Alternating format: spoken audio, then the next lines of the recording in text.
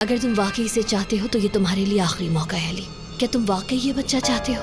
साबित करो। तुम अभी भी उसके बारे में सोच रही हो, इस वक्त भी उस आदमी के बारे में जिसने गुस्से में आकर तुम्हें कांपने पर मजबूर किया, वो अब भी तुम्हारे दिमाग में छाया हुआ है। अलीना!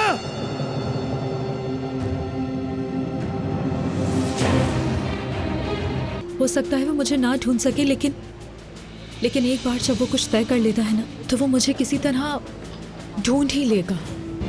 अली क्या कर रहे हो? अली छोड़ो मुझे। अली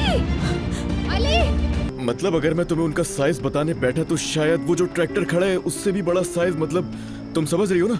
अरे मैं तो नहीं बता पाऊंगा भाई। तो मुझे सिर्फ डराने की कोशिश कर रहे हो। कोई मदद करो, कोई है यहाँ पर? मोहब्बत बदुआ बन गई है।